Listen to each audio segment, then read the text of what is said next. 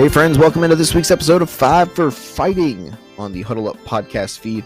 It is me, Mikey B. I am back in the saddle again. Sorry for the lateness here. It's been a pretty hectic week for yours truly. I was out of town last weekend. I was in DC for my aunt's 70th birthday party, so when I came back, I had a lot of stuff to catch up on. We didn't take the kids due to my oldest's health concerns, and the two younger ones, I didn't want to really bring them out knowing that it was going to be as cold as it was. And Jackson with his autism, I didn't really want to have him freak out, so we were gracious enough to have the ability to leave them with Grandma and Grandpa. So we were able to go up to DC with my mom. We were able to enjoy the sights and sounds of Washington, D.C. on early Friday. We'll talk about my experience at the Caps game because I did go to the Caps game. So we'll talk about that a little bit here at the end of the show. But that's why we're getting this thing up a little late. I came back and I had to get right back to work. So I wasn't able to get this done as fast as usual. But now that things are slowing down at work, I will be able to get this thing back up at its normal time. So we're going to actually get back into a rhythm here. So thanks for being understanding of that. Before we get into the topics, though, if you haven't already, please like, subscribe, 5-star the Huddle Up Incorporated page. You can watch us. I say us because I'm technically part of Huddle Up Incorporated. You can watch the guys, though, do the Tuesday live show on Facebook, on Twitter, on YouTube. That is Big Jim, the CEO founder and Capitan of Huddle Up Incorporated. He's joined by the student of the game, Kyle Nash. Ding! Matt and Ernest Toolbox Christian. It's not Ernest EJ Christian anymore. It's Ernest Toolbox Christian. Ernest has the And One show here on the feed as well. Matt's starting his, hopefully, I believe next month, which is The Pitch, which he'll be talking about Major League Baseball, MLS, Premier League. So that's to be a fun one. That'll all be here on the podcast-only version of the Huddle Up podcast stream. So if you're not following us on that, please do, so you can enjoy the cool little quick shows that you're going to get from myself, Ernest, and Matt. Also, maybe an XFL show. Maybe. We'll think about that one. Might hold that one off. We'll see. If you would like any merchandise to represent the show, you can head over to our TeePublic store. You can go to any of our major social medias, Twitter, Facebook, and you can find the link tree there, and that'll take you right to our TeePublic store, or you can go to teepublic.com/huddleuppodcast. All right, let's get to 5 for Fighting. Topic number 1 for this week: Evander Kane is ahead of recovery for his lacerated left wrist. He's been out of action since November 11th after taking the skate of Patrick Maroon. Talks that Evander Kane might be able to make a return later this week, maybe this weekend, depending on how things look. If he's not back this weekend, maybe early next week. So that could be a big return for the team, as he was playing pretty well before the injury. So we'll be nice to see what he can do coming back from the injury. Speaking of coming back from injuries, let's transition right into number 2. That is the return of Nicholas Backstrom and Tom Wilson for the Washington Capitals. That happened on Sunday against the Columbus Blue Jackets. I was not at that one. I was at the Friday night game. Funny, I text Big Jim shortly after seeing the Nicholas Backstrom return and then the Tom Wilson return, and I go, of course, it's not the game that I'm going to be there for. It's got to be the game right after while I'm in the air flying back to Florida. Backstrom missed time due to hip resurfacing. Tom Wilson tore his ACL in the playoffs last year. I'm glad that both of those guys are back. I'm super glad that Tom Wilson's back because I feel like that gives us, Tom being back gives us that authority figure. Like, I'm not here to mess around. And I'm not saying people were taking liberties with our team, but there wasn't that guy that when you saw him come on the ice, you were like, great, now I got to deal with this asshole. Well, Tom Wilson's that guy. And Tom Wilson will make sure that you know he's that guy. So I'm happy that Tom's back. I'm happy that Nick's back. I'm sad that Nick and Tom weren't in uniform when Alex passed Gordie Howe. They were there in attendance, obviously. But I wish that Wilson and Backstrom would have been in uniform. I feel like that one would have been fun. But I'm glad that they're back. I'm glad that things are moving in the right direction for the Capitals. Onwards and upwards for the boys in red, white, and blue. Darcy Kemper's been playing well. So I feel like this is almost like one of those things like when you look at injuries, and I say this in baseball all the time. You're like, oh man, I can't believe we're going to be out without our starting pitcher for the next, 6, 7, 8 weeks. Oh, but we're going to get him back like right at the trade deadline. So it's like, oh, instead of having to trade prospects for a piece that you might need to make a run for a playoff spot or potentially a Stanley Cup or a World Series appearance, you getting them, you're just getting them the target by getting the guys back that you had. So glad to see that Nick and Tom are back. Glad to see that things are moving well for both of those guys in their injury rehab. So tip of the cap to them. Steven Stamkos currently sits 1 goal away from becoming the 47th player to reach the 500 goal mark. You know what? While I'm on the air with you guys right now, I'm actually going to go look and see if they played tonight and if he scored as I'm recording this on Friday. I don't see anything right now, so no goal yet. Do they play tomorrow? I'm scrolling through NHL.com. They do. They play at 8 o'clock against St. Louis on the road, so that could be a fun one. Hold on. Let's we might actually have a new topic here. Because we were going to talk about Steven Stamkos a little bit more. But I just read something that's kind of crazy. Honestly, I like Steven Stamkos a lot. I don't like the things that the Lightning organization have done with their, putting guys on long-term IR and then, oh, look, they're magically healthy in the playoffs. So GFY Tampa Bay Lightning, but I do have a lot of respect for Steven Stamkos. So hopefully Steven gets that in the near future. All right, so I want to talk about this real quick. This happened Friday, earlier today. An AHL game between the Toronto Marlies and the Manitoba Moose were suspended after a fan had a medical emergency during the first intermission. According to the Toronto Star, paramedics performed CPR on a woman at the Coca-Cola Coliseum in Toronto, transported her to a hospital where she is in critical condition. Quote, at Friday night's Marlies game against the Moose, a fan experienced a medical emergency in between the first and second period, was attended by emergency medical services, the Marlies said in a statement. After consulting with both teams in the AHL, a decision has been made to suspend the game. The Toronto and the MLSE are grateful for the EMS personnel, the fans who assisted in attending to the emergency. Our thoughts are with the fan affected, their loved ones, and family. The game was tied at 1 and will be completed at a later date.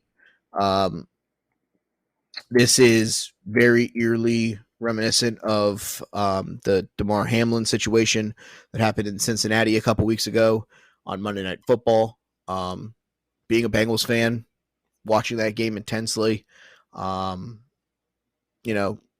home from work and sat down to watch that game and knew that game meant a lot for the Bengals season. Because there was a real shot that they could have gotten the 1 or the 2 seed with winning that game.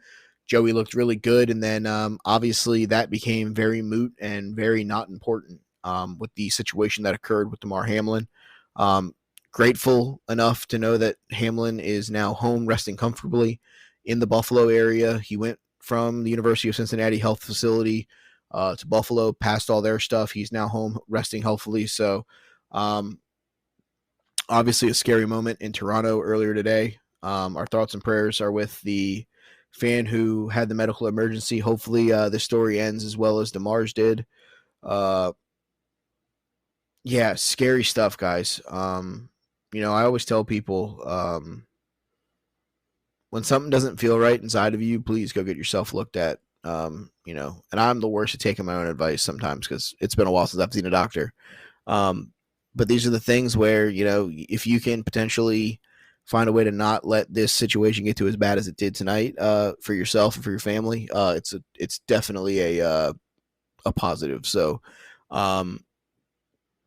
obviously everyone here at the Huddle Up Incorporated at Five for Fighting, our thoughts and prayers are with the Marlies, the Moose, and the fan and the family going through the situation that they are right now. Hopefully they pull through.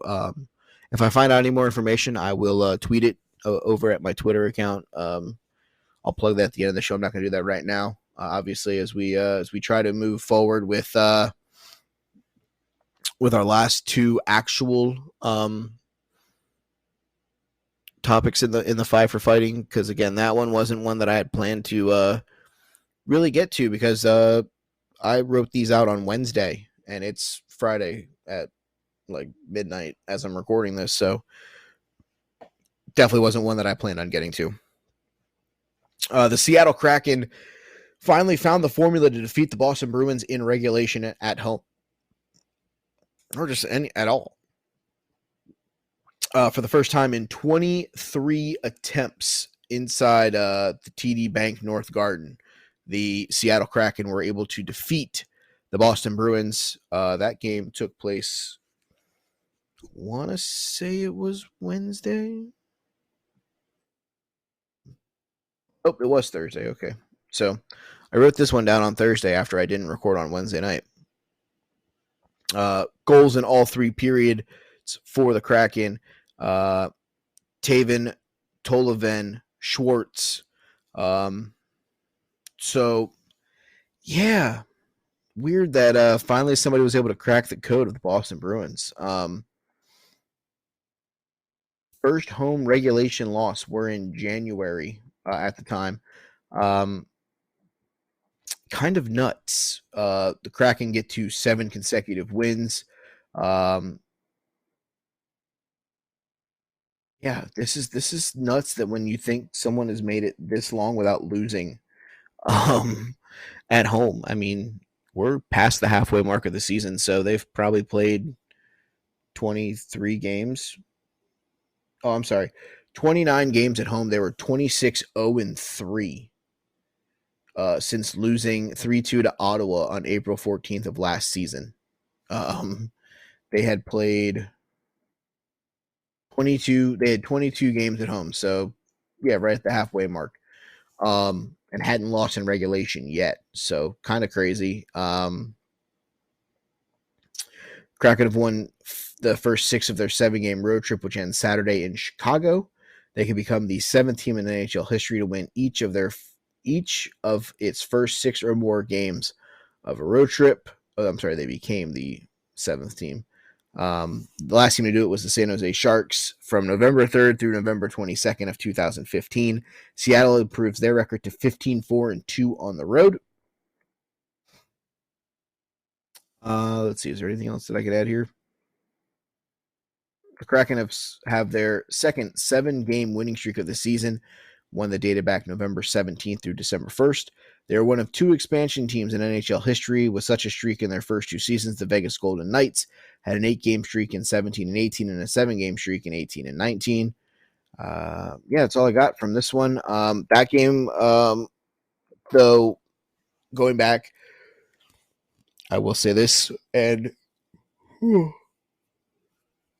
this will transition to our talks of my trip to DC for the Washington Capitals. I did put a futures bet in. I am a Caps fan. I've made that abundantly clear. But there was no way that I wasn't betting the Boston Bruins to win the Stanley Cup at plus 550. They don't lose. They don't lose in regulation. So, I mean, you're gonna have to hope that teams take them to overtime 3 or 4 times to eliminate them. Yeah, no, I'm good. I think the Bruins they were definitely the betting line favorites when I put the bet in, which I did at the Caesar Sportsbook, located right outside of Capital One Arena. So when we found out that we were going to DC, first thing I did was look at the schedule. And the first time I looked at the schedule, I was like, oh man, they're not going to be home, because I thought we were actually going the weekend of my aunt's birthday, which is I believe next weekend. No, we're going last weekend, because my aunt was up in Virginia with my cousins and her grandchildren and all that. They told her that they were having a dinner. Well, we had dinner, but basically a lot of the family were able to come from all over Virginia to meet up. We're the crazy ones that flew in from Florida, went from the heat to the cold, but it was a lot of fun. So obviously Friday we had to kind of keep a low profile. So if any of you follow me on social media, that's why you didn't see much of me on Friday on anything, because I didn't want to let my aunt know that we were in town, because then she would have known something was up. So we got off the plane, took the metro into DC, and we walked around the National Mall, went to the team store, did a bunch of shopping there. And then my wife and my mom left, and then I was joined by a good friend of mine, Mr. James Ashby, where we took in the game. Unfortunately, it did not go the way of the Washington Capitals, losing by a final score of 3-2 in a game where they had to let up the game-winning goal with like 2.5 minutes left, and it made me want to throw up in my mouth. Um, yeah, the loss 3-2 to the Nashville Predators. Um, it was a good game. Nashville scored 2 in the first. The Caps scored 1 in the first, 1 in the second. Tommy Novak at 4:10, then Sonny Milano at 9:52. Javik Trenin at 15:09 to give the Predators the 2-1 lead going into the second. In the second, Nicholas Abe Kubel, or as I call him, the hyphen, at 11:07, his second goal of the year, tied it at 2. And then at 16:44, Ryan McDonough, his first, got the GWG for the Nashville Predators. Not a bad game, pretty clean. Only 5 penalties total throughout the game. Nashville really led this way with their wins in the faceoff circle, 33-22 in favor of the Predators. It was a fun game. It was a fun experience. It's been a while since I've been at Capital One Arena. I've missed it. It's one of those things where when you've been to so many games as I have, and so many different things, obviously I am still a huge wrestling fan. Friends with Jim, obviously most of you know that. We do a wrestling show together, the Take 3 Wrestling Podcast. I've been in that arena for Starcades. I've been in that arena for Monday Night Raws and stuff like that. So, but it's been a while since I got to go root on my guys in DC. I've done it here in Florida. So it was nice to get back to the red, white, and blue, and being able to see the guys wear the home jerseys instead of the road jerseys for once. If you have the experience, if you have the opportunity to go to DC to take in a game at Cap One Arena, I always say to go do it. Great fan base, good group of guys. The guys in front of us were hilarious all night. Great environment, even for road fans. I know there were a lot of Preds fans in town, and there's a couple around us. Good group of guys, good group of fans. So, everybody kind of enjoyed their time together. So I look at it from this standpoint. Anytime you can go to DC and experience our nation's capital, and then take in a hockey game at a pretty good arena with a sports book sitting right next door in the former, what was the Green Turtle, but now it's the Caesar Sportsbook. And they got a lot of stuff in there. Machines, people at windows that you can bet with. I put in a couple of futures bets, including, like I said, the Boston Bruins to win the Stanley Cup at plus 550. So hopefully I have to make a return trip shortly after October to cash those in. October, because I do have a couple baseball bets in there. So hopefully we'll be able to make a return to DC to cash in some tickets in the very near future. But yeah, it was a good time. It was nice to see family. It was nice to see James, somebody who I haven't seen in a while because of being in Florida and not going up to Virginia as much as I probably should. So yeah, great time, great food. We ate at Smash Burger in Chinatown. Can't recommend that enough. Had a bomb-ass bacon cheeseburger there. My mom had a barbecue bacon burger, I think it was, with onion ring on it. So yeah, fire me up. Fat kid at heart. So that's the topics this week, guys. That's the 5 plus the now bonus Toronto incident that was absolutely scary. So that's the show for this week, guys. Again, we will get back to our normal time, as now work is starting to figure itself out and slow itself down. So we'll be on here at our normal rate. As I'm yawning ridiculously hard. If you're not already, please, like I said, like, subscribe, thumbs up, 5-star. Any of our major social medias, you can find us at Huddle Up Podcast. Link tree there where you get links to the guys who are the host of the Tuesday show, as well as our link to our merchandise over at tpublic.com. You can follow me on Twitter at They Call Me Bern, BERN, the last 4 letters. If you'd like to see me post photos, you can follow me on Instagram at Mike Bernier _. You can listen to me talk about wrestling on the Take 3 Wrestling podcast with Big Jim, like I said, the Capitan of Huddle Up Incorporated, as well as Toolbag, the And One host, Ernest Toolbox Christian, and our good friend Joe Lopez. Speaking of Joe Lopez, you can listen to me talk about WWE CW. We're doing a watch along. So if you like watching wrestling and you want to hear 2 guys talk about WWE CW, which is a fun little 5-season adventure, you can follow us there. From that show is at From Adam Lee to Zombie, a WWE CW watch along. You can find that on any of your major social media, major podcasting networks.